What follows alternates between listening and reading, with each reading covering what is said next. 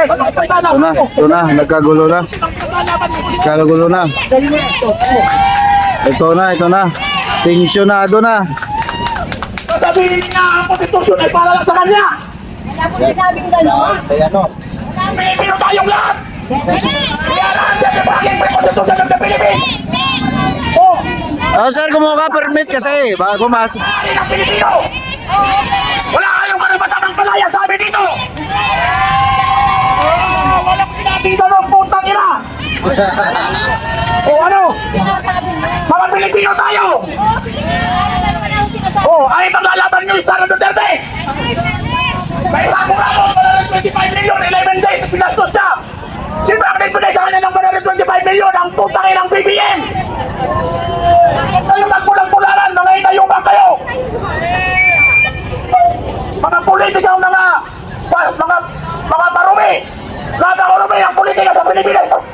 Kanya tayo, kahit tayong mga Pilipino ay mga corrupted na ang ating mga tuktok. Corrupted ang nag-iisip ng Pilipino. Mabigyan lang kayo ng ayuda. Sheila Masida, ito may pumasok kasi hindi to kasama sa rally, Wala siyang permit sumali siya dito. Pangatan lang bayan. Pagkatapos meron dito, magpupunta dito sa akin, sasabihin na wala akong karapatan. I am by freedom of expression under the Constitution. Kahit sino sa inyo, walang pwedeng magpali sa akin. Permit. Ang permit ay lokal lang. While Constitution is national. Lahat ng batas ay nagsisimula sa Constitution. Sabihin nyo yan sa mga bobong mga kababayan natin.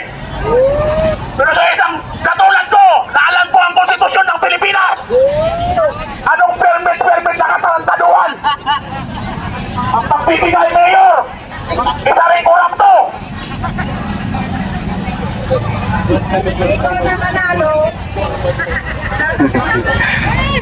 Ikaw na naman sa'yo.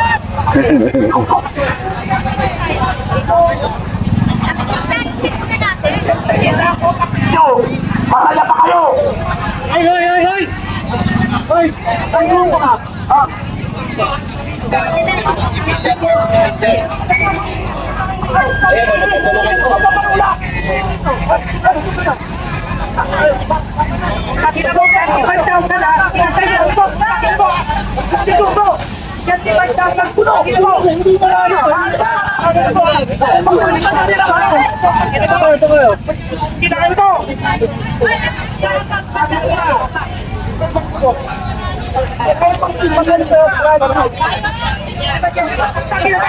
Hindi kami pumupunta sa rally mo.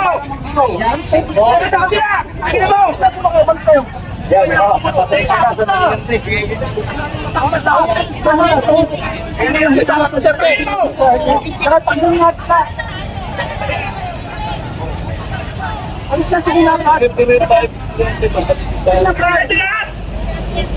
Sige na, nakiklose ako para hindi ka makago. Tayo tinayo ako dito, bawat na. Hindi na ako nakikita. Sige tayo! Pagkita niyo!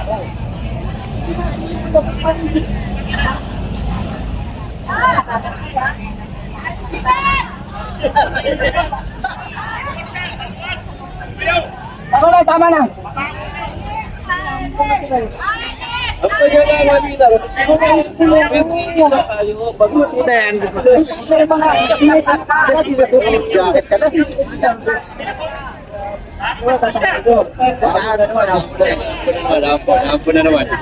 So yan guys, may